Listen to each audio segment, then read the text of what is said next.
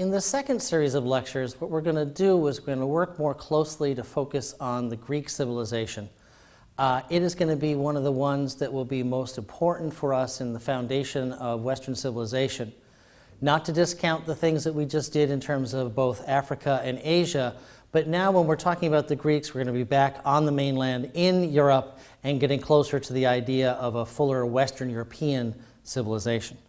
As we do that, we'll look at some of the early foundation civilizations that the Greeks were going to use, including on the island of Crete and on the mainland. We're also going to start to take a look at the concept of political science, right? A polis is a city-state. We're going to take a look at two of the most important Greek city-states in Sparta and in Athens. Each one of them is going to serve as a way for us to understand larger Greek developments, although we will warn you there are lots of different Greek city-states, and we're just going to choose those two as sort of examples. They're the most famous ones. Then, of course, we'll move on to talk about the central challenge. We would not be emulating and thinking about and copying many of the Greek ideas if they had been obliterated by their military enemies in the Persians. We're also going to be talking about what the Greeks do to, in many ways, launch themselves into a civil war. We'll be talking about what's called the Peloponnesian War that will be the ultimate in the idea that the Greeks, even though they share language and history and culture and religion, just can't seem to live with each other, and they in many ways are going to have a large civil war that will weaken them and allow outside forces to come in and invade the famous Greeks.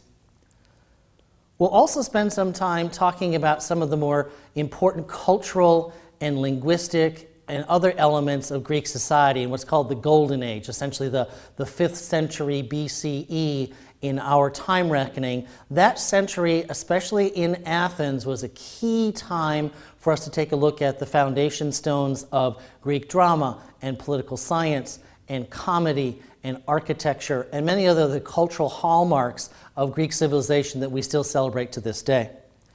We'll also have an opportunity to investigate, at least at a preliminary level, some of the concepts of Greek religion as well as philosophy. Many of the Greek philosophical ideas as well as religious ideas will continue into the civilizations that come after them, and we will see them coming back to us in every shape and way and form you can think of, including in the modern world, the Olympic Games that we celebrate every 4 years. Those, of course, are a Greek invention. We then will move on to the idea that there was an outside power who was able to come in and organize and destroy the Greeks, but not destroy in the sense of obliterate them, destroy the boundaries between them and unify them for a larger purpose, which will be to move on to taking on the Persian Empire. We'll then segue into a conversation about probably one of the most famous of the Greek Macedonian leaders, Alexander the Great. We'll take a look at his accomplishments in terms of his large-scale military campaigns that are going to go from Europe to Asia and into Africa. He will create an empire that stretches from what you know as modern-day Greece all the way to India, and from there back all the way to Egypt. He will then, of course, be the unifying factor as the people who come with him from Greece bring their Hellenistic or Greek-like culture and they spread it to the world.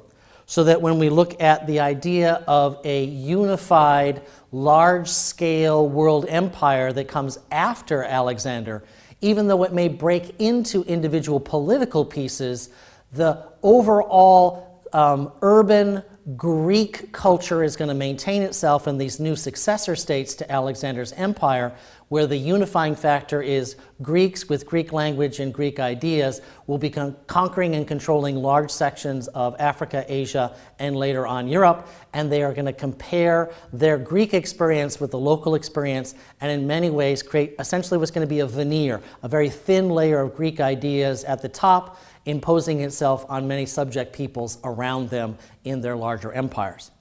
And we will close this section with a peek at some of the key philosophies that are very powerful in the time period of about the 3rd century. We're going to be talking about the ideas of Stoicism. We're going to be looking at Epicureanism and skepticism.